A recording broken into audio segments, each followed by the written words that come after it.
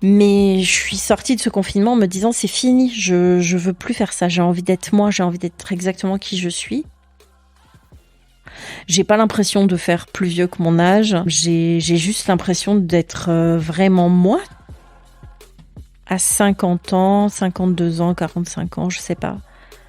Peut-être qu'on re-questionne pas suffisamment la question de l'amour, parce que moi, ma prise de conscience, c'est que j'ai retrouvé du désir à partir du moment où j'ai réactivé l'amour de moi, l'amour de mon compagnon et l'amour au sens plus large aussi autour de moi. La fin des règles dans la vie d'une femme, c'est la ménopause. Ici, les femmes qui sont passées par là vous parlent de leurs symptômes, de traitements et astuces, de leur rapport avec leur propre corps, d'intimité, de carrière professionnelle aussi, mais surtout, de la fin des règles, celles que l'on s'impose ou que l'on accepte. En les écoutant, vous trouverez, je l'espère, les bonnes infos pour traverser cette période encore trop taboue. Et puis surtout, j'espère que vous prendrez un shot de confiance et de bonne énergie. Je m'appelle Odayo et j'ai 44 ans. Allez, venez.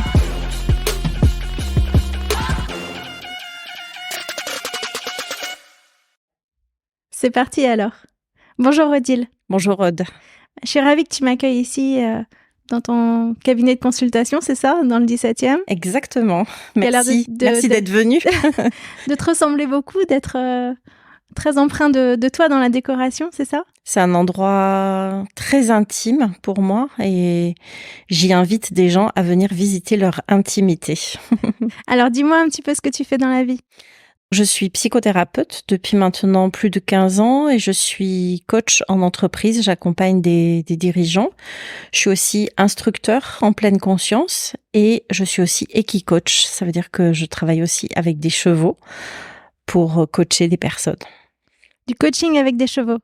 Exactement. C'est-à-dire que je fais venir des personnes dans une écurie et on utilise le cheval comme un objet de projection ou un miroir.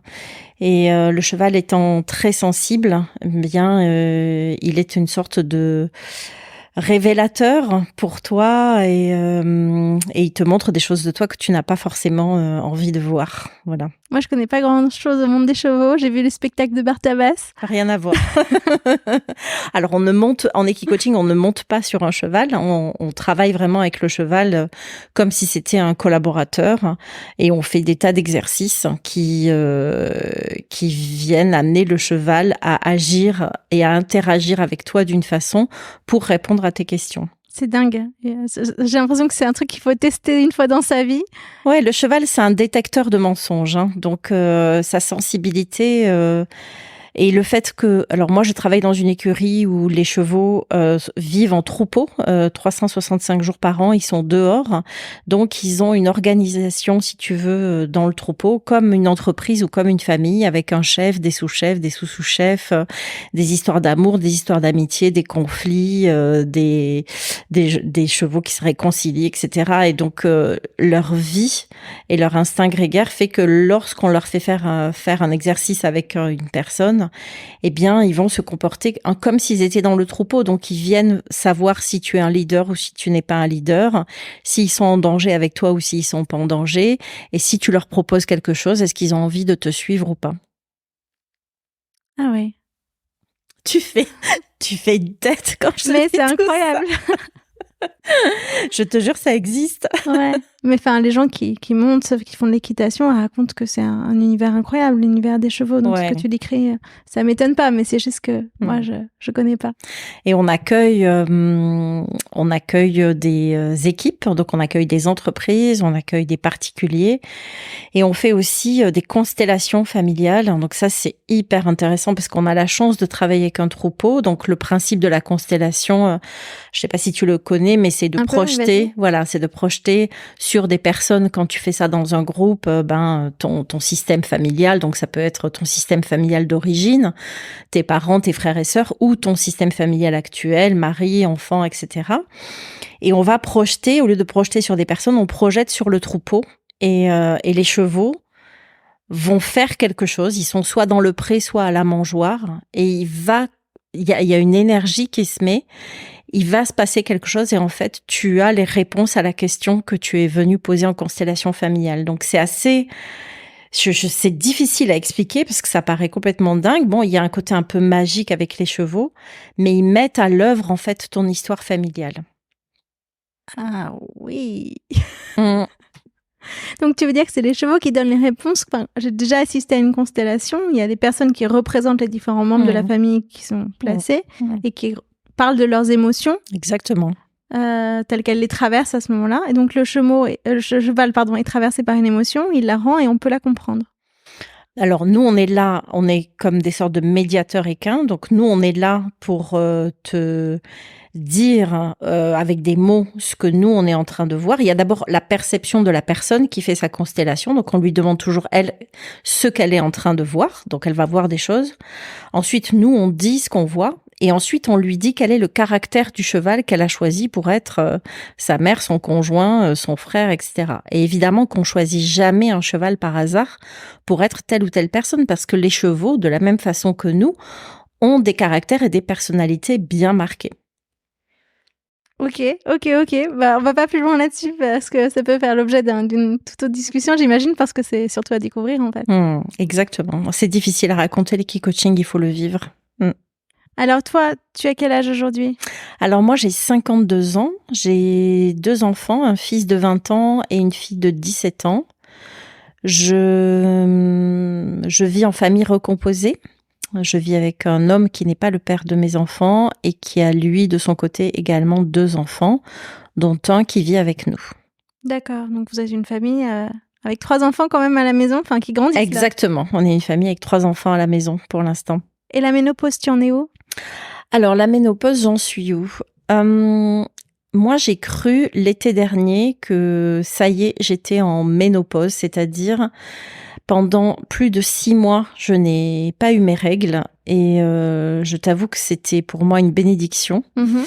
Et puis, au bout de 6 mois, pour je ne sais quelle raison, tout s'est remis en marche, mais comme si j'étais vraiment une adolescente. Donc ça a été très difficile en fait pour moi. Tu veux dire une ado des règles importantes ? Ouais. Hémorragique ? Ouais, hémorragique. Alors j'ai une endométriose, donc il y avait déjà un terrain de règles hémorragiques, mais la première fois où les règles se sont réenclenchées, je sais pas, ça a duré une dizaine de jours et je perdais vraiment une quantité de sang très inquiétante de mon point de vue. Et depuis, en fait, j'ai à nouveau des règles régulières. Et j'ai quand même quelques symptômes de périménopause, du type changement d'humeur, du type réveil nocturne, une fatigue et une sorte d'irritabilité qui peut se déclencher sans qu'il y ait forcément un sujet qui crée cette irritabilité. Ça donne quoi au quotidien ? Tu peux raconter ? Alors donc là, aujourd'hui, typiquement, on est dans ce genre de journée. Donc en fait, je vais voir les choses qui se passent de façon négative. Comme je les vois de façon négative, elles empirent dans le négatif. Je projette sur les autres le fait qu'ils vont me mettre des bâtons dans les roues, donc ils finissent par m'en mettre. Ça, tu vois, par exemple, on le comprend très bien avec les chevaux. Il y a un exercice là-dessus qui est absolument génial, où on va vers un cheval avec des bonnes intentions, puis on va vers un autre cheval avec des mauvaises intentions, et on voit très bien exactement ce qui se passe. Donc, moi, il y a des matins, je me réveille, tout est noir en fait. Mais quand je te dis noir, on est presque dans un syndrome prémenstruel, sauf que c'est pas le cas. Et j'ai l'impression que je rame toute la journée, que tout est difficile, que je reçois que des mauvaises nouvelles, que tout se passe mal. Ce qui n'est pas forcément le cas, mais je pense que mon état d'esprit fait que tout devient un problème. C'est marrant parce que toi-même, t'es psychothérapeute. Enfin, voilà. Tu maîtrises ça sur le bout des doigts. Tu sais à quel point ce qu'on ressent influe sur ce qui nous arrive. Enfin, c'est un truc que tu as décortiqué, j'imagine, dans ta vie 1 milliard de fois. Et maintenant, tu te laisses prendre toi-même, en fait, à ça. Alors, je me laisse moyennement prendre. C'est-à-dire que je vois ce qui est en train de se passer, mais ça n'empêche que je peux pas arrêter de le ressentir. Tu vois, là, avant que tu arrives, j'ai fait 15 minutes de méditation pour calmer mes émotions. Parce qu'en fait, depuis ce matin, c'était vraiment un enchaînement de contrariétés. Et je me suis dit que j'avais pas envie de te recevoir dans cet état d'esprit-là. Donc j'ai pris un temps. Voilà, je me suis posée, j'ai fait une méditation plutôt profonde parce que comme j'ai l'habitude de méditer, j'arrive à vite descendre profondément. Et même dans ma méditation, parce que moi je fais de la méditation de pleine conscience, donc l'idée c'est en méditation de pleine conscience, tu es dans l'accueil de ce qui est là. Tu cherches pas à changer la chose, tu es juste d'accord de l'accueillir. Et j'avais l'impression, tu vois, l'image qui m'est venue, c'est que j'avais l'impression de nager dans une sorte de mer de charbon, tu vois. Et Très engageant. je me disais waouh, d'accord. Donc là aujourd'hui c'est comme ça. Et en fait, tu vois, l'avantage de la méditation, je trouve, dans ces moments-là, c'est que le fait d'avoir une image, de le ressentir dans mon corps, tout d'un coup, c'était OK. C'est OK, en fait. C'est OK aussi parce que je sais que ça va pas durer. Et c'est OK d'accueillir. Plutôt que de vouloir être toujours parfaitement parfait, tu vois, et Quand de tu bonne dis ça, humeur. t'as les larmes aux yeux. Ouais, C'est dur, hein? Ouais, j'ai les larmes aux yeux parce que c'est ces états d'âme qu'on a dans la ménopause, c'est vraiment t'as l'impression d'être sous la vague en fait. Tu vois, je sais pas si t'as déjà pris une vague à l'océan, tu la vois arriver, mais tu sautes un peu trop tard et la vague elle te plaque au sol et t'es obligé de lâcher prise pour pouvoir remonter tranquillement, tu vois. Et je trouve que dans la ménopause, c'est exactement ça. Il y a des vagues qui arrivent successives. Parfois, ça va, tu prends la vague et tu peux surfer. Et puis parfois, la vague, elle te prend et elle te plaque. Il n'y a pas vraiment de raison. Tu vois, j'ai quitté mon compagnon tout à l'heure et il m'a dit, je sens que ça va pas en ce moment. Et je lui dis, ben ouais, là, ça fait 3-4 jours que, waouh, c'est difficile. Et je ne peux pas l'expliquer. Parce que dans ma vie, tout va bien. Tu vois, c'est juste qu'au fond de moi, c'est dur. Donc, il n'y a pas de déclencheur. Enfin, tu dis que tu as eu des contrariétés. Donc, Ouais. c'est des choses qui sont pas vraiment des contrariétés, donc tu vis comme des contrariétés. C'est des petites contrariétés. Tu peux donner un exemple de choses qui prennent une proportion dingue? Oui, je peux prendre un exemple. Donc, c'est très concret, hein, mais ce matin, je devais rendre une voiture que j'utilisais depuis 3 ans et en prendre une autre. Donc, logiquement, tu vas chercher une voiture qui est neuve, t'es content. Tu vois, c'est plutôt un truc qui est agréable. Et en fait, j'arrive au garage et il y a des choses qui n'ont pas été faites comme elles auraient dû être faites. Et je me retrouve avec une facture qui est quand même assez importante.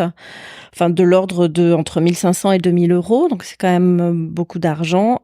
Et ça me met dans une colère noire et féroce, tu vois. C'est-à-dire que à ce moment-là, je demande le numéro du responsable, je l'appelle et sans crier, parce que c'est pas ça mon mode, mais je lui explique en fait que ça va pas être possible et qu'il va falloir qu'il trouve des solutions. Mais tu vois, quelque chose comme ça, c'est juste un problème d'argent. C'est une facture que je peux payer. Donc, en réalité, c'est pas la problématique, c'est pas la payer ou pas la payer. C'est que ça vient m'impacter profondément, comme si on était en train de me trahir, de me manipuler. Tu vois, c'est-à-dire que ça prend des proportions comme si le monde était contre moi. Et c'est ça qui est très différent d'avant, quelque chose où je pouvais me détacher.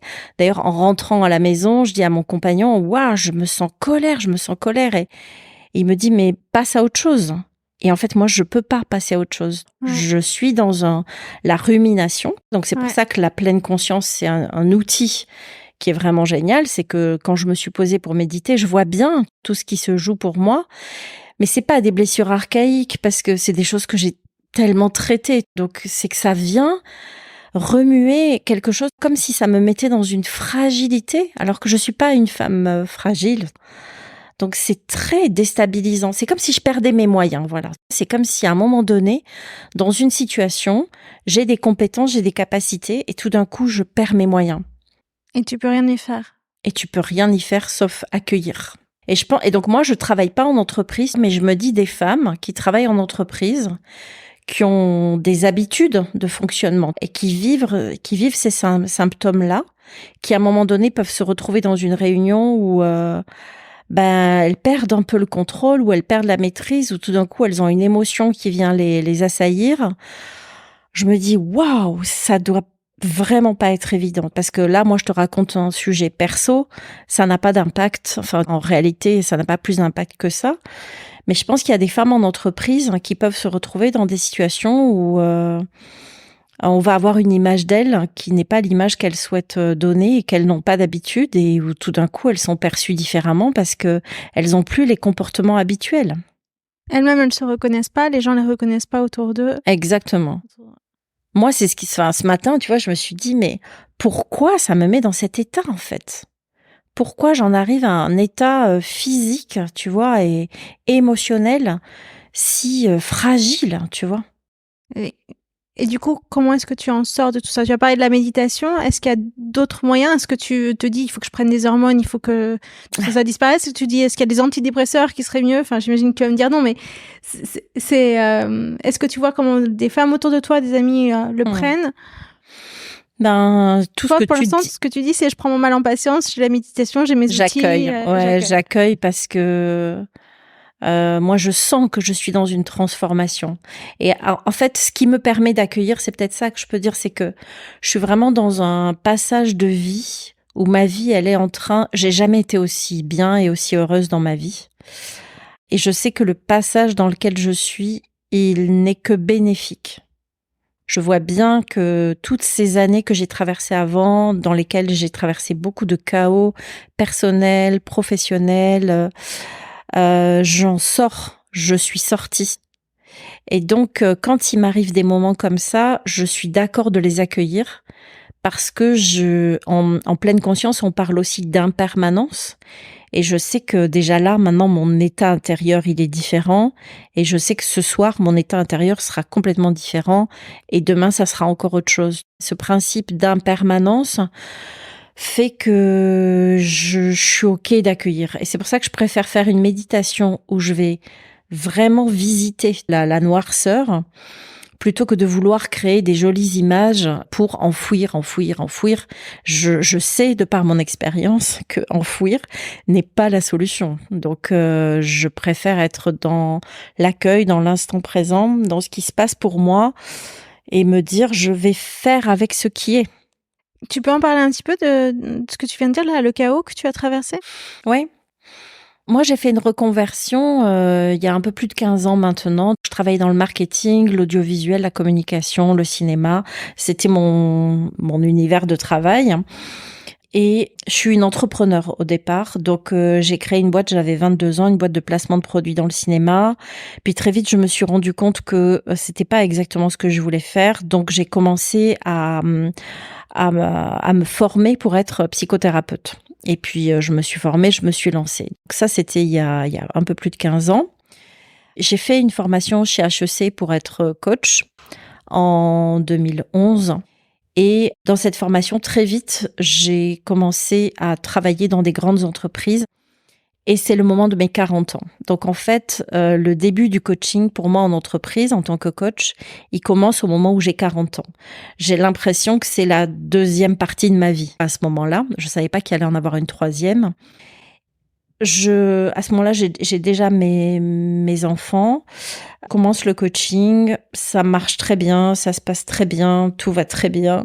J'ai une entreprise, j'ai des beaux projets en entreprise, enfin tout se passe bien. Jusqu'en 2016.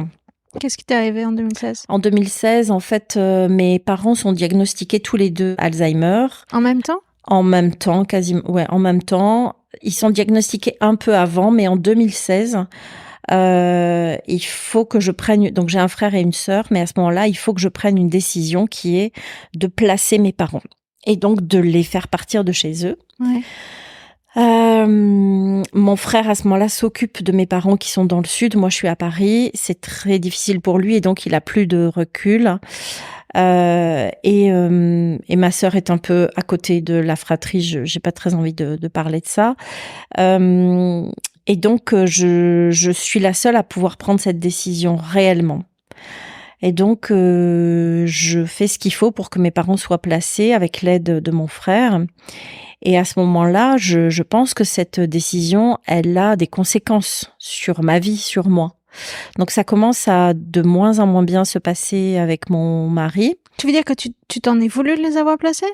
Alors, Est-ce que c'est un moment important, le moment où tu commences à t'occuper de tes parents? ouais. C'est un retournement dans une vie. Quand c'est plus eux qui s'occupent de toi, que c'est vraiment toi qui prends en charge les choses de façon aussi nette, tu t'organises leur quotidien. Ouais. Sauf qu'en fait, il n'y a pas eu la phase où les parents s'occupent de moi, tu vois. C'est-à-dire que moi, j'ai eu une enfance assez compliquée. Il y a de l'inceste dans mon histoire et de l'inceste de ma mère. Donc, si tu veux, lorsque on apprend que mes parents, ma mère a notamment la maladie d'Alzheimer, qui est probablement le moment où on aurait pu, où j'aurais pu commencer à la confronter sur ce sujet, évidemment, la mémoire s'efface. Comme si elle voulait pas prendre ses responsabilités face à ce qu'elle t'avait fait. Je me permets de dire ça, je sais pas si j'ai raison. Ouais, tu peux le dire comme ça. Oui, je pense que cette maladie, elle vient pour effacer des choses difficiles chez chaque personne qui la vit. Ça, c'est ma croyance parce que je l'ai vu sur plein de personnes différentes et à chaque fois, il y a soit des secrets, soit des choses assez complexes dont il est préférable d'oublier. Donc, si tu veux, lorsque moi je décide de placer mes parents, d'abord je les place. On trouve avec mon frère un endroit qui est un endroit vraiment chouette où ils ont été placés et bien soignés et bien pris en charge. Mais je pense que oui, ça vient remuer des choses chez moi aussi dans comment je gère cet inceste, comment je fais le deuil de pouvoir un jour en parler à ma mère et traiter ce sujet avec elle. Donc c'est plus ça, tu vois, c'est pas tant de la culpabilité de les placer parce que je pense que c'est une décision mûrement réfléchie, prise avec mon frère. Enfin voilà, donc il y avait pas de problème là-dessus. Mais ça vient réveiller des choses comme dans tout parcours. Et en fait, à partir de ce moment-là, je me rends compte que la vie que j'ai avec mon mari, elle n'est pas satisfaisante. Elle n'est plus satisfaisante. Et que ça fait déjà quelques années qu'elle ne l'est plus et que ça me convient plus du tout. Et donc, on commence une thérapie de couple et dans cette thérapie de couple, l'issue n'est pas très bonne et on finit par décider de se séparer en 2017. Bah, tu dis l'issue n'est pas très bonne, mais Enfin, l'issue n'est pas très bonne pour la famille parce qu'une séparation, c'est toujours la fin de la famille, tu vois. C'est-à-dire que pour moi, ce qui a été le plus dur dans cette séparation, c'est pas de me séparer de lui parce que ça, je pense que j'ai cheminé pendant 5 ans pour arriver à cette séparation. Donc, j'étais déjà séparée de lui d'une certaine façon, mais c'est de mettre fin à la famille. Tes enfants avaient quel âge alors? Mes enfants avaient, en 2017, mon fils avait 14 ans et ma fille devait donc avoir 3 ans de moins, 11 ans. Ouais, pas bien grand encore. Voilà. Donc, mais je pense qu'à n'importe quel âge, je pense que la difficulté de la séparation, c'est d'arrêter la famille et d'arrêter ce système-là. Donc, je quitte mon mari en 2017.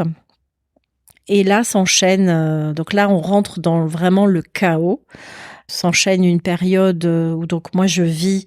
Mes enfants ne bougent pas de la maison et avec mon mari, mon ex-mari, mon mari à l'époque, parce qu'on n'était pas encore divorcés, on fait une semaine chacun dans la maison. Tu le recommandes ça, a posteriori? Je le recommande dans un premier temps. Je pense que c'est une bonne chose pour rentrer dans la séparation, que les enfants soient pas complètement déboussolés et que ça soit les adultes qui soient d'accord de prendre cette charge, de se trimballer, tu vois, d'une semaine sur l'autre.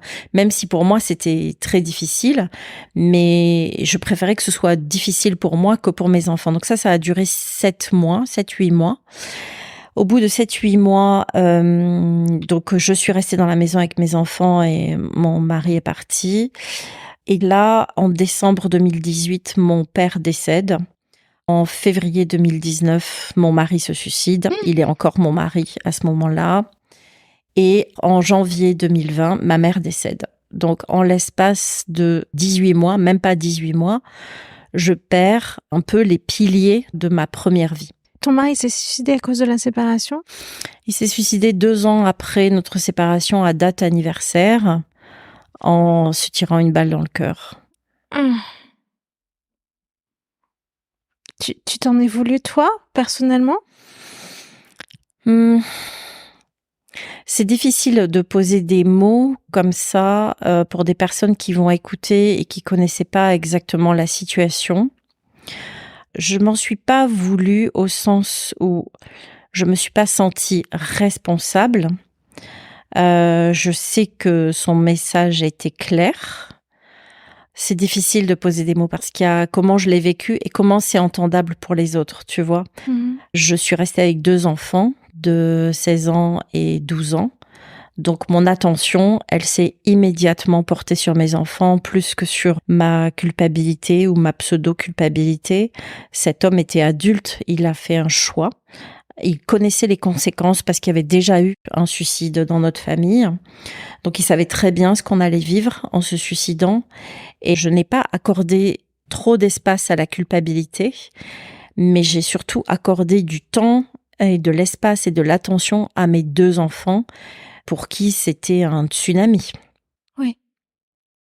Donc à ce moment-là, on est en 2019. Il te restait ton frère. Il me restait mon frère. On est en 2019, j'ai 48 ans. Et en fait, donc depuis mes 45 ans, si tu veux, je suis que dans des transformations lourdes. On arrive en mars 2020, c'est le confinement et pour moi, c'est une bénédiction parce que je me dis, je vais pouvoir traiter ces deuils parce que j'ai le deuil de mon mari, mais j'ai le deuil de mon père et le deuil de ma mère et je dois faire quelque chose avec tout ça. Je suis thérapeute, j'accompagne des gens qui viennent me voir parce qu'ils rencontrent des difficultés.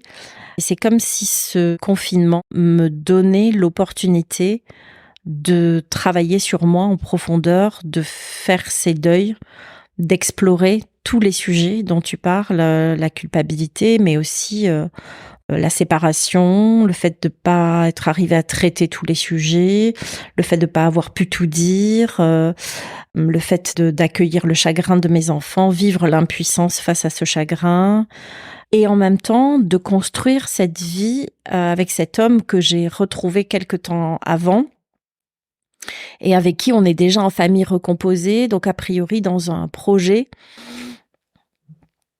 Et lui, il est là et il dit qu'il veut rester. Parce que je lui dis, mais là, pour toi, tu arrives dans une famille où c'est le chaos.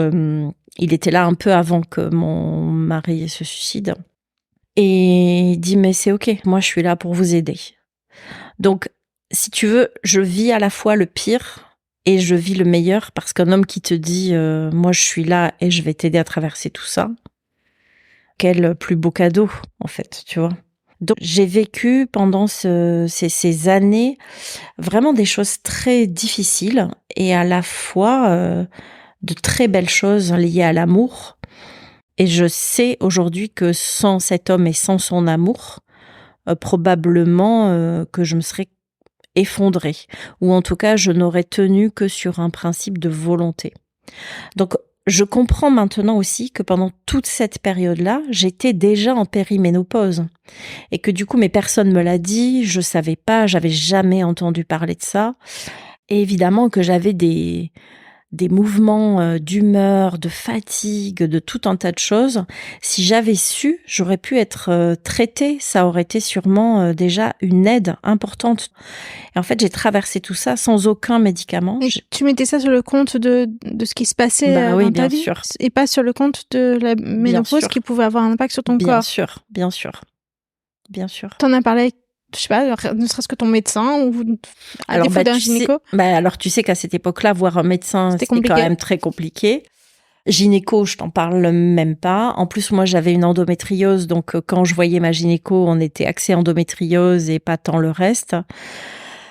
Donc, ça a été vraiment une période, la crise de la quarantaine. Moi, quand j'accompagne des femmes qui arrivent ici, qui me disent j'ai 38, j'ai 40, j'ai 42, j'ai 44, j'ai 45, je sais qu'elles vont traverser un chaos. Alors, je pense que celui que j'ai traversé, il est C'est Puissance 1000, on est d'accord? puissant, c'est assez puissant, mais quand même, je remarque chez toutes les femmes enfin, moi, je l'ai vécu comme ça, mais je pense que n'importe quelle femme, elle va vivre son chaos puissance 1000. C'est pas tant les événements. Moi, j'ai vécu des événements, ok, mais chacun va vivre des événements qui vont amener ce chaos puissance 1000. Je pense que la magnitude du chaos de la crise de la quarantaine chez une femme, il n'est pas lié forcément à la gravité des événements, il est lié à la transformation qu'on est en train de vivre, qui est une transformation hyper profonde et intérieure. Et qui arrive à toutes les femmes? Écoute, en tout cas, moi, je ne connais pas toutes les femmes, mais celles qui viennent dans mon cabinet, oui, elles traversent et ça peut durer. Et moi, ça a duré, c'est-à-dire que de 2016 jusqu'à, on va dire, 2021. C'est 5 ans, 5 ans de tu sais pas où tu vas, t'as l'impression de marcher dans du brouillard tout le temps. Tu te dis je vais faire un pas après l'autre et déjà ça sera bien. Enfin moi j'ai vécu comme ça un peu au jour le jour en me disant ce qui est important c'est que j'arrive à tenir debout et à retrouver de la joie et qu'est-ce qui va pouvoir dans tout cet imbroglio m'apporter de la joie et où est-ce que je vais pouvoir trouver la lumière même dans le brouillard. Donc il y a des femmes qui viennent ici chez moi et qui me disent je sais pas où je vais, je sais pas comment j'y vais, je comprends plus rien, je sais pas où je suis, pourquoi je suis là, etc. Et je comprends complètement parce que moi pendant 5 ans j'ai eu l'impression d'être sur un bateau sur la mer pleine de brouillard et de pas avoir de rame et de pas avoir de moteur et de me dire je vais juste aller là où le vent me mène et je vais essayer de rester à peu près en bonne santé. Est-ce que tu penses que c'est possible de faire la part des choses entre ce qui correspond simplement à une étape de vie et ce qui correspond à le changement du corps et du mental lié aux fluctuations hormonales de la périménopause? Non, moi je pense que... Parce que si tu veux, quand tu vis des événements qui te font vivre ce chaos, tu penses pas, t'es pas en train de te dire « Ah oui, mais je suis en train de vivre la périménopause ». C'est après, avec le recul, enfin, et puis aussi avec les informations. Parce que moi, à un moment donné, je suis allée chercher des informations. J'ai vu la cinquantaine arriver. J'avais quand même lu que normalement, la moyenne d'âge, c'était 51 ans. Moi, j'ai eu mes règles assez tôt. Donc, je me disais, à 11 ans, je crois, donc je me disais, bon, 50 ans, 51 ans, ça y est, ça va être fini. Donc, j'ai commencé à me renseigner à ce moment-là. Mais en me renseignant, je me rends compte qu'en fait, la périménopause, c'est-à-dire tous ces symptômes-là, ils peuvent arriver dès 40-45 ans. Et là, je fais le lien. Je me dis, mais waouh, mais bien sûr, tout ce qui s'est passé au moment où on place mes parents et ces grands hauts et ces très grands bas que j'ai connus, forcément, il y avait de ça. Parce que je suis pas quelqu'un de dépressif dans ma façon d'être. Mais là, j'ai connu des moments de dépression où vraiment j'avais l'impression de visiter des abysses que j'avais jamais visités. Donc quand j'apprends ça à 50 ans et que je refais le film à l'envers, je me dis oui, probablement que moi ça a commencé à 40, 45 ans, entre 40 et 45 ans et que tous les événements que je vivais, mon état intérieur ne me permettait pas de les supporter comme je les aurais peut-être vécues avant. Du coup, quand il y a des femmes qui te décrivent ça, qu'est-ce que tu leur dis? Je leur parle tout de suite de la périménopause. Quand elles me parlent de leur kilo, tu sais, toutes les femmes qui viennent ici finissent un jour par me parler de leur corps, de leur poids, de leur complexe. Elles me parlent de leur fatigue. Elles me parlent de chute de cheveux. Elles me parlent de manque de désir. Elles me parlent de tout ça. Et moi, je leur parle maintenant parce que je me suis renseignée, j'ai écouté des experts et je leur en parle et je leur dis mais vous êtes en périménopause et en fait la plupart ne savent pas ce que c'est. Elles pensent qu'en fait on passe de j'ai des règles à mes règles s'arrêtent et je suis en ménopause. Ouais. Et si tu veux, elles savent pas qu'il y a une période avant où oui, le corps il est en train de se transformer de la même façon qu'il s'est transformé à l'adolescence pour arriver à un corps de femme, tu vois. Et moi je le vois vraiment comme cet état. Je me souviens très bien moi quand j'étais adolescente.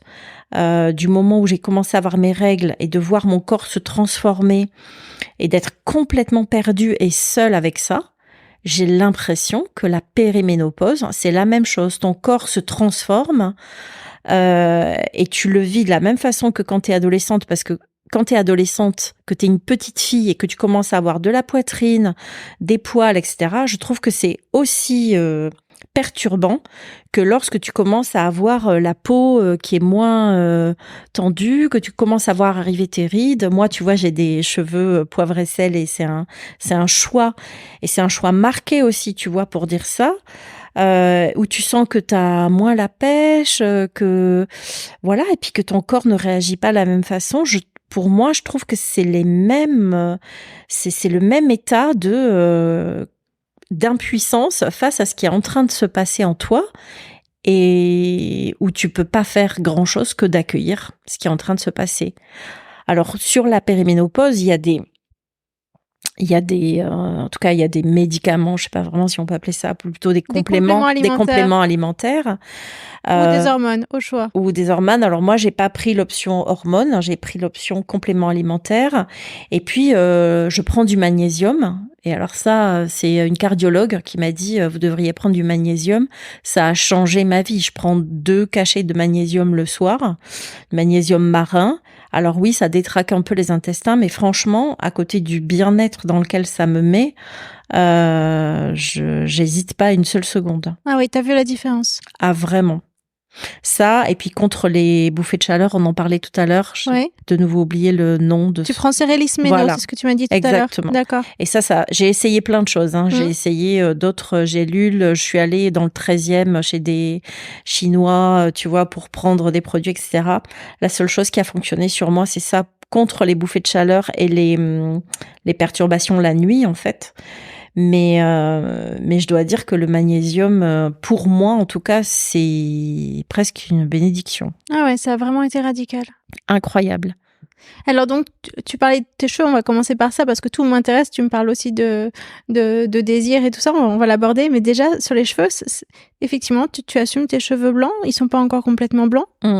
Ils sont entre les deux. Alors, ça a commencé quand, le changement de couleur, et comment t'as décidé que t'allais les garder? Ça s'est fait d'un coup ou pas? Non. Alors, ça s'est pas fait d'un coup et c'est une vraie galère parce qu'en fait, moi, j'ai eu des cheveux blancs, je pense, assez tôt. Donc, j'ai commencé à me colorer les cheveux. Ouais. Donc, j'allais chez le coiffeur faire des couleurs tous les mois. Et puis... c'est les produits, je pense, je me suis dit, il doit y avoir des trucs endocriniens, tu sais, des perturbateurs endocriniens. Mais pareil, parce que je me sentais mal, donc je me disais, il doit y avoir des perturbateurs endocriniens, alors pas que dans la couleur des cheveux, hein, mais dans tout un tas de choses. Et c'est ça qui doit faire que j'ai des sautes d'humeur assez importantes. Et donc, j'en ai parlé à ma coiffeuse qui m'a dit « Ah non, mais vous êtes beaucoup trop jeune. » Donc, je devais avoir 40, 45 ans, tu vois. Pour avoir des cheveux poivre et sel. Non, faut continuer à faire de la couleur. Bon, en même temps, les gens qui vont écouter ça, ils vont se dire « Posez la question à une coiffeuse. » C'est quand même un peu idiot. Autant demander ça à la boulangère, peut-être. Mais moi, je sentais que c'était pas juste une question de faire une couleur. C'était une question d'être qui je suis. Et c'est plus ça qui m'a guidée. À un moment donné, je me suis dit, non, mais en fait, je suis pas exactement qui je suis en faisant des couleurs. Parce que qui je suis, c'est le fait d'avoir les cheveux tels qu'ils sont. Et comme je faisais des couleurs, je ne savais même pas de quelle couleur étaient mes cheveux réellement. Donc, j'ai trouvé une coiffeuse à qui j'ai dit, c'est ça mon projet. Je veux arriver... Sortir de la couleur, mais pas d'un coup. Pas d'un coup. Là, elle m'a dit, il y a plusieurs possibilités. Soit on fait une couleur blanche, donc on va dans l'autre sens, soit on éclaircit, donc moi j'étais assez brune, un peu comme toi, hein. Soit on éclaircit petit à petit vers du blond pour que ça se fasse en nuances. J'avais pas tellement envie de ressembler à Agnès Varda, j'avais pas un style aussi tranché, et donc j'ai dit faisons ça. Et donc ça m'a pris, je dirais 18 mois, 2 ans, de vraiment arriver à ma couleur. Mais la fois où elle a coupé les derniers morceaux de blond... Oui.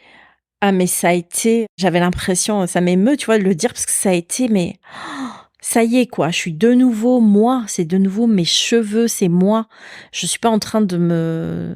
Je dis pas ça pour les femmes qui se teignent les cheveux et qui font vraiment ce qu'elles veulent, mais moi, j'avais besoin d'être qui j'étais. C'est arrivé aussi pendant... Alors, c'est vrai que le confinement, bon, ça a quand même aidé aussi à voir comment étaient mes cheveux. Mais je suis sortie de ce confinement en me disant c'est fini, je veux plus faire ça. J'ai envie d'être moi, j'ai envie d'être exactement qui je suis. Et en plus, j'étais sûre que j'allais me plaire comme ça. Et c'est ça le te cas. plaît? Ah ouais, c'est le cas. J'ai pas l'impression de faire plus vieux que mon âge. J'ai juste l'impression d'être vraiment moi. Par contre, ça m'a obligée à quasiment changer toutes mes fringues, à changer mon regard sur moi. Pourquoi tes fringues? Parce que quand t'as les cheveux poivre et sel comme ça, moi j'ai envie de m'habiller en couleur. Tu as envie d'avoir de la couleur. Tu veux dire qu'une garde-robe beige et noire assez classique, ça marche plus du tout d'un coup? J'ai plus envie. C'est pas que ça marche pas, c'est que ça me correspond plus. Je me sens plus originale aujourd'hui et je me sens de m'autoriser à être originale alors que c'était pas forcément le cas avant. Et là, t'as une robe bleue aujourd'hui, un bleu roi à la clin, bleu et blanche. Donc ça, c'est allé vers plus de couleurs en fait. Ouais, et puis ce passage, moi j'avais l'impression que je m'acceptais complètement dans mon féminin. J'ai vu ma mère se teindre les cheveux toute sa vie.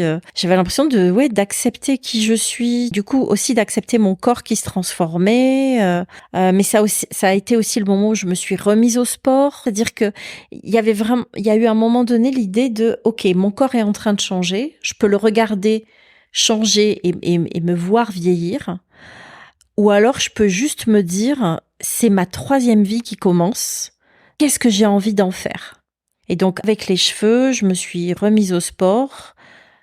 J'ai pas forcément perdu des kilos, mais je vois mon corps se transformer et redevenir fort. C'est quoi les sports que tu aimes faire? J'ai une coach en visio et je fais 2 heures de sport avec elle par semaine, réparties un peu sur la semaine, plus parfois des cours de yoga auxquels je vais le samedi en complément. Mais moi, j'ai été arrivée au niveau 0 de sport. Là, elle me fait faire des choses de plus en plus difficiles et je sens que j'ai de nouveau des abdos, que j'ai de nouveau des bras, que mes jambes sont solides. C'est une sensation hyper agréable. Et ça, par contre, tu vois, j'aurais envie de recommander à toutes les femmes qui rentrent dans la périménopause de faire du sport, quoi, vraiment, et pas uniquement des étirements type yoga, etc., mais de faire du renforcement musculaire, parce que je trouve vraiment que ça aide le mental et ça aide à se sentir bien, ça aide à avoir des sensations physiques et puis à générer de la dopamine et de la sérotonine, et ça, c'est quand même juste kiffant, quoi. Mais t'as quand même pris du poids. Ouais, j'ai dû prendre 10 kilos. Ah, c'est pas rien. C'est pas rien. De quand à quand? Comment ça a commencé? Comment tu t'en es aperçu? Pendant le confinement. Alors, pendant ce confinement, moi, j'ai commencé à avoir des douleurs au psoas. Je bougeais très peu, franchement. Puis, j'avais pas envie de bouger. Bon, j'étais dans cette période de deuil. Hein. Je suis plutôt gourmande. L'homme avec qui je vis s'était mis à la cuisine, nous faisait bien manger. Je pense que c'était pour nous tous, là, la famille, une façon de compenser aussi sur les émotions qui étaient difficiles. Donc j'ai pris du poids petit à petit en ne luttant pas. Je n'ai pas lutté.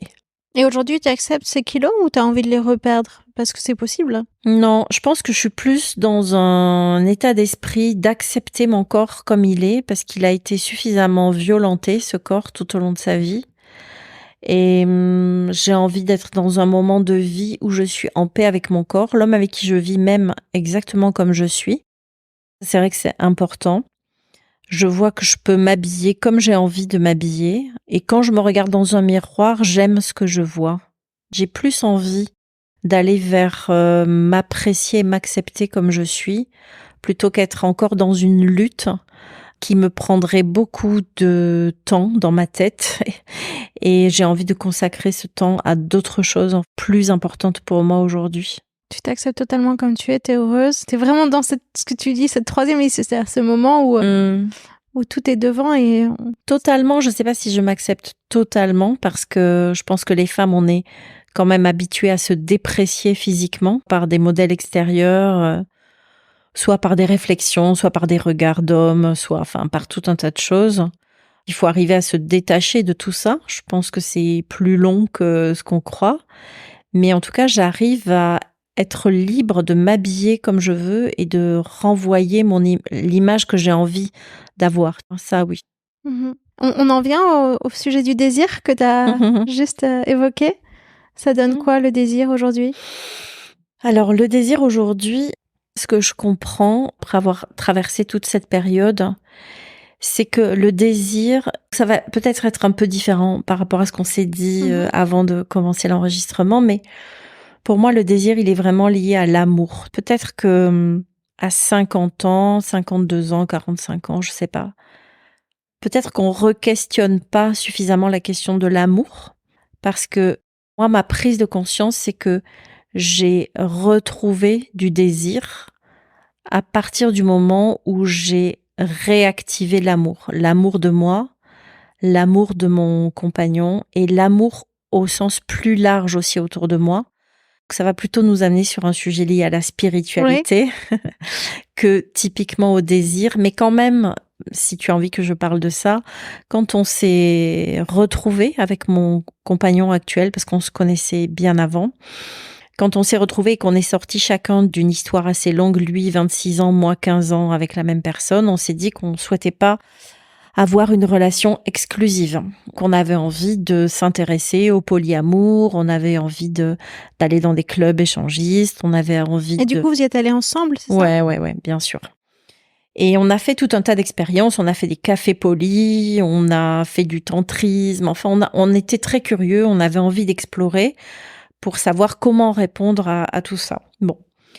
On a fait chacun nos expériences. C'était extrêmement fort. Ça a mis beaucoup de désir dans notre couple parce que c'était des sujets dont on parlait beaucoup. On avait une sorte de contrat entre nous. Notre couple est un couple socle.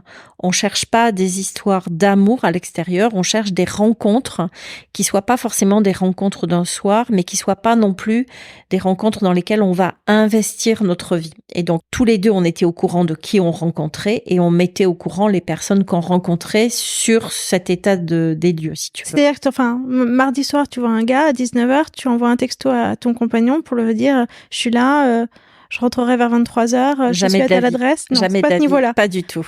Je rencontre quelqu'un qui me plaît et à qui je plais, j'en parle à mon compagnon. Et donc là, on rentre dans des soirées nombreuses d'échanges. Et c'est une fois, en tout cas nous, c'était comme ça qu'on fonctionnait. Une fois qu'on était d'accord l'un et l'autre, qu'on pouvait avoir cette rencontre, alors la rencontre avait lieu.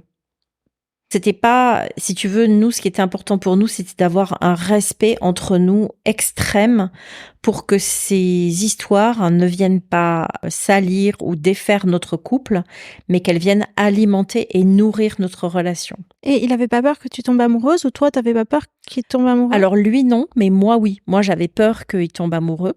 Lui, il était sûr de lui, il me disait, mais la relation qu'on a et juste le fait qu'on s'autorise à vivre ça, pour lui, c'était une sorte de garantie qu'il pourrait pas tomber amoureux à côté. Mais tu sais, quand tu joues à ça, tu joues. Dans jouer, il y a gagner et il y a perdre et tu sais jamais ce qui se passe. Et chemin faisant, moi, j'ai commencé à avoir moins besoin de rencontrer des hommes à l'extérieur. Il y en a eu combien? Sur combien de temps? Enfin, je pose des questions un peu précises parce que je veux me rendre compte de ce que ça veut dire, ce polyamour. C'est-à-dire, t'avais ton compagnon et puis un autre homme que tu voyais sur une période de quelques mois avec lequel tu nouais une relation? Alors, ou c'était nous, on n'était différent pas à chaque fois? Non, alors moi, d'abord parce qu'on vivait pas la même chose, lui et moi. Lui, il rencontrait des femmes et il les revoyait. Moi, j'ai jamais revu. J'ai pas maintenu de relation parce que c'était pas forcément ce que je cherchais. Moi, j'avais envie de vivre des expériences sexuelles et pas forcément de rentrer dans une histoire. Là où lui, il aimait ce principe de relation et d'accompagnement, donc il le vivait autrement. Je peux pas te dire combien il y en a eu. C'est pas trop ça l'intérêt. C'est plus qu'il y en a pas eu énormément parce que le but c'était pas d'être dans la quantité des expériences. Le but c'était de vivre des choses qui allaient être qualitatives pour notre couple. Si tu veux, on était déjà très satisfait dans notre couple. On n'avait pas besoin réellement. On n'allait pas. Comment te dire, on vivait à l'extérieur des expériences qui allaient alimenter notre couple et renforcer notre amour. Donc on le faisait pas dans un but égotique, on le faisait dans quelque chose qui venait nourrir notre relation à deux. Et donc ça, je pense, et c'est pour ça que je te parle d'amour, c'est qu'au final, ce qu'on venait nourrir, c'était l'amour entre nous, plus qu'un désir égotique ou une sexualité égotique à l'extérieur. Non, mais je continue à questionner ça parce que tu as choisi de prendre le mot polyamour. Tu aurais pu dire couple libre. Et pour moi, c'est pas tout à fait pareil. Ce que tu décris, c'est plutôt couple libre que polyamour en vérité. Alors, si tu veux, je te parle du polyamour parce que c'est comme ça qu'on est rentré dans ces sujets-là. Et très vite, on s'est dit, tu as raison, on s'est dit, nous, on n'est pas un couple de polyamour. Mais ça a fait partie des sujets qu'on a explorés parce que quand tu commences à t'intéresser à la sexualité et que tu as envie de vivre d'autres choses dans ton couple, le polyamour est quelque chose qui arrive assez vite. Et nous, on s'est rendu compte, en assistant à des cafés poly, mais aussi en lisant des choses, en regardant des reportages, etc., qu'on s'inscrivait pas là. Mais on s'inscrivait pas non plus complètement dans un couple libre parce que l'idée, c'était pas de cumuler des expériences à l'extérieur. Donc on était un peu dans quelque chose d'hybride. D'ailleurs, on s'est même dit, en allant dans des clubs, on s'est dit, il n'y a pas d'endroit où tu peux vraiment rencontrer des gens, avoir des conversations et aussi avoir de la sexualité. C'est soit tu vas dans un club, mais t'es là. Tu parles pas Et t'es là pour la sexualité. Soit tu vas dans des cafés poly, mais t'es là pour rencontrer des gens avec qui échanger sur le polyamour et tu te rends compte que c'est assez douloureux pour la plupart des gens qui vivent des histoires en polyamour. Ah bon ? En tout cas, c'est notre expérience. On l'a dit d'ailleurs, dans les cafés où on est allé, on a dit waouh, mais nous, ça nous donne pas envie de passer le pas parce que ça génère beaucoup de souffrance. Bah, évidemment, ça génère de la souffrance. Tu te sens abandonné, tu te sens trahi, tu te sens rejeté. Tout ça, tu le vis quand tu vis des histoires de polyamour. Évidemment, il faut avoir une sacrée confiance en soi, des deux, pour le vivre hyper tranquillement. Moi, j'ai quand même le sentiment qu'il y en a toujours un qui finit par souffrir un peu, ces histoires. Mais nous, on était un peu hybride, quelque chose qui n'existe pas encore, ou en tout cas qui n'est pas dit, et que les gens vivent comme ils peuvent, parce qu'ils sont ni des polyamoureux, ni des couples libertins. D'accord. Et alors, donc, tu dis que ça a renforcé ton désir sexuel, tout ça, ce que tu décris là, le fait de t'ouvrir à des hommes différents sur une période de temps sur laquelle ton compagnon qui était le socle. La ménopause n'est pas venue interférer avec tout ça ? Pas à ce moment-là, en tout cas pas au démarrage. Je pense que ça a interféré un peu plus tard. Bon, d'abord, moi, j'ai senti que j'avais moins ce besoin de séduire, mais je sais pas si c'est vraiment ça. Disons que ça s'est fait enfin, à ce moment-là, dans ma vie, est arrivé le chamanisme. Et le chamanisme a pris une place qui était beaucoup plus stimulante que la sexualité. Parce que le chamanisme, il intègre également beaucoup le corps. On parle de transe, on parle... Exactement. C'est physique, hein, exactement, comme expérience. Exactement. À ce moment-là, si tu veux, moi, je commence à m'ouvrir Enfin, c'est pas que je commence à m'ouvrir à la spiritualité, parce que je pense que la pleine conscience, ça m'a déjà bien ouvert à tout ça. Mais c'est surtout que j'ai commencé à découvrir des mondes visibles et invisibles qui m'intéressaient énormément, qui me stimulaient énormément. Moi, j'ai besoin d'être assez stimulée dans ma curiosité. Et c'est venu prendre le pas sur les expériences sexuelles, parce que en vrai, bon, la sexualité, j'ai envie de dire, c'est un peu toujours la même chose. C'est pas ce que je veux dire, mais ce que je veux dire, c'est que j'ai eu l'impression de vivre suffisamment d'expériences pour me dire, j'ai fait le tour du sujet et finalement, là où je me sens le mieux, c'est avec mon compagnon et pas ailleurs. Une fois que ça, c'était clair pour moi, ça m'a libérée de l'espace, et c'est surtout que le chamanisme est arrivé et ça a concentré mon attention et mon envie d'apprendre et d'en savoir plus. J'ai fait des expériences, le cercle de tambour, j'ai rencontré des chamans, je suis rentrée dans une formation où j'ai appris des protocoles. Et puis, l'été dernier, je suis partie en Mongolie, rencontrer des chamans en Mongolie.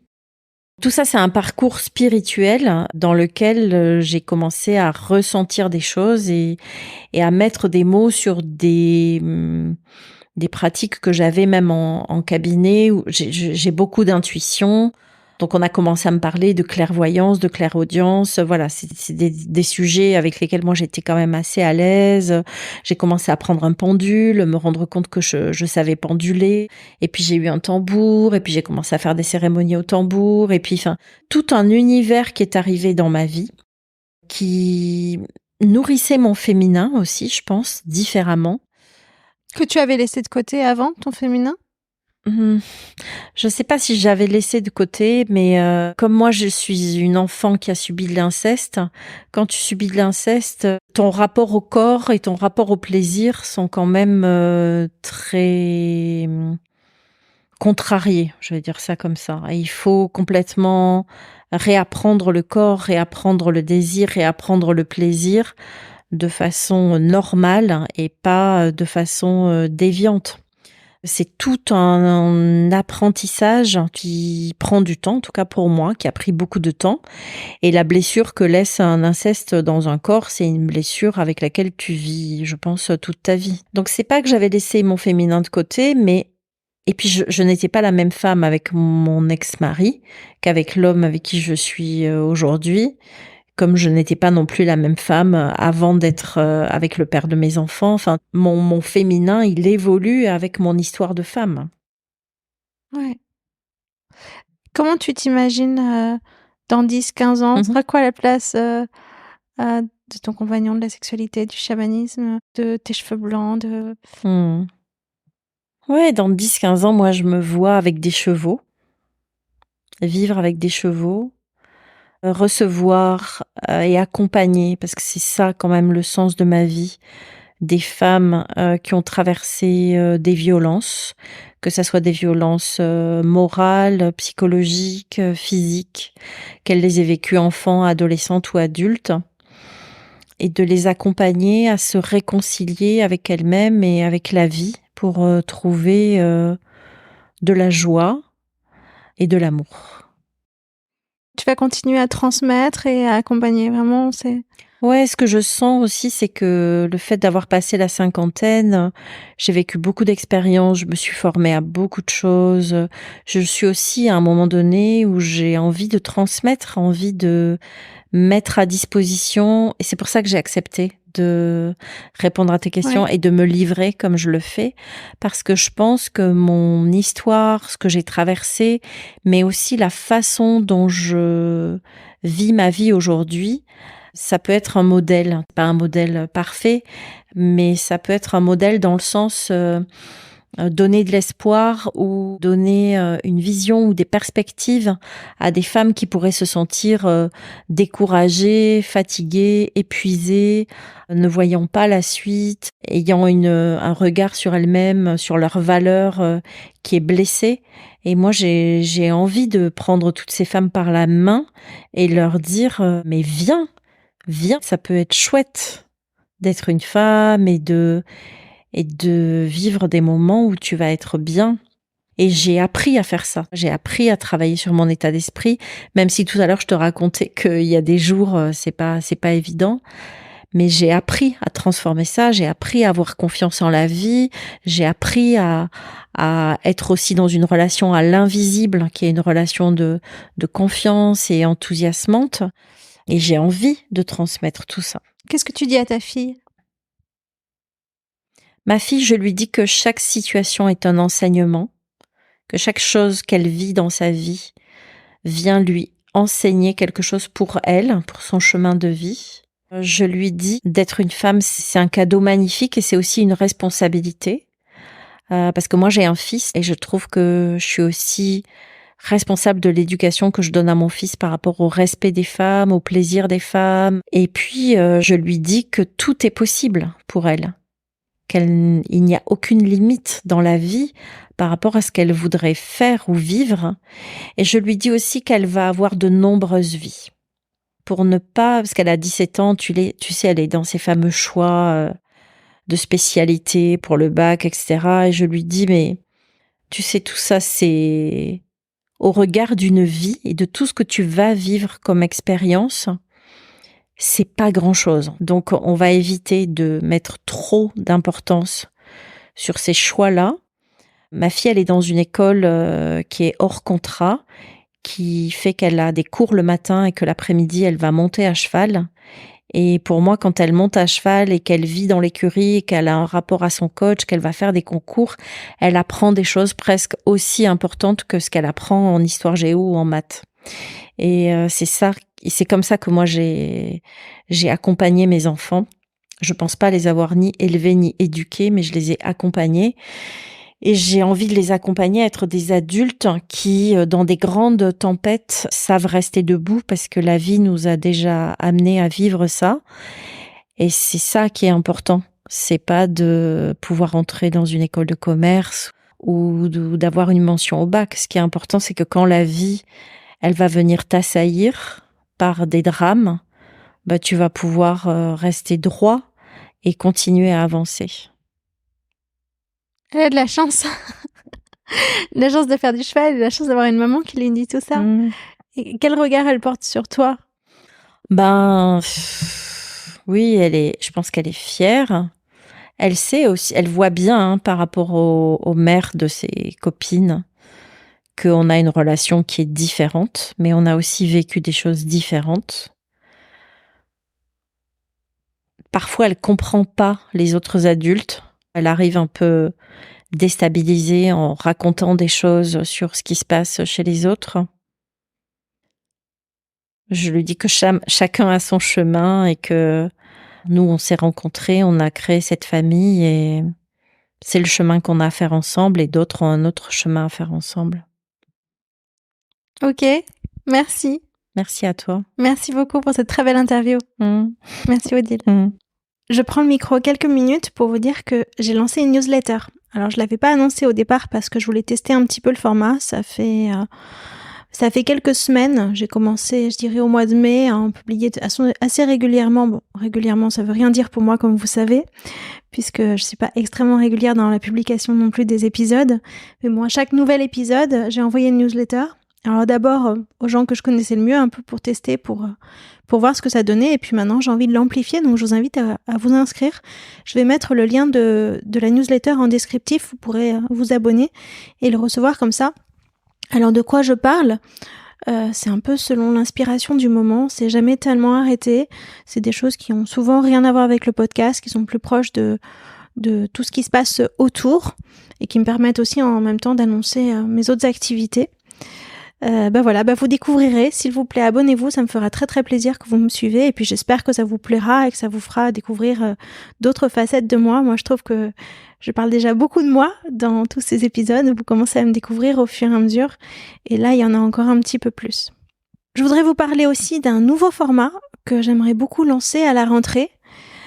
Jusqu'à présent, j'ai fait des interviews, c'est-à-dire que je demandais à une femme de se livrer, de raconter sa vie sur des aspects aussi bien pro que perso, mais beaucoup plus perso. Hein, vous l'avez vu au fur et à mesure des épisodes. On est vraiment dans l'intime. Plus ça va, plus je pousse à aller dans cette direction-là parce que c'est vraiment ce qui me parle moi. Et j'aimerais aussi aller chercher des femmes qui ne viendront jamais témoigner, qui se disent j'adore écouter, mais témoigner c'est pas pour moi, je le ferai pas, je me sens pas à l'aise de raconter ma vie, mais qui ont quand même une vie et une expérience qui serait très belle à partager et à raconter. Et pour ça, je voudrais créer donc un nouveau format de témoignage dans lequel c'est moi qui raconte le témoignage et c'est une invitée qui vient commenter ce témoignage, dire ce qu'elle en pense, apporter un éclairage, un regard. Donc toujours un épisode à deux, mais avec beaucoup plus d'anonymat pour la personne qui se livre. Et pour ça, donc, j'ai besoin de vos témoignages. Et là aussi, je veux bien que vous me contactiez. Alors, je vais mettre un lien pareil en descriptif pour venir témoigner et me dire venir me raconter un pan de votre histoire, un pan de ce que vous traversez. Alors, de quoi ça peut parler? Pas forcément directement de la ménopause, parce que ça, finalement, c'est juste un point d'entrée pour moi, mais plutôt des sujets de relations dans le couple, avec vos enfants, avec vos parents, avec votre mère, avec votre fille, de relations cassées, de difficultés au travail liées à des symptômes de la ménopause ou de choses que vous avez pu vivre, que vous avez traversées. Voilà un petit peu le genre de témoignage qui pourrait être riche, mais on va le faire comme ça en avançant. Je sais pas exactement ce que ça va donner, mais en tout cas, ce serait super. Voilà, je vous remercie beaucoup et je vous dis à très vite. J'espère que vous aimez toujours autant. Je sais pas quelle sera la régularité pendant l'été. Je vais faire au mieux. J'ai très envie de continuer les épisodes et à vous nourrir de cette manière. À très bientôt. Au revoir.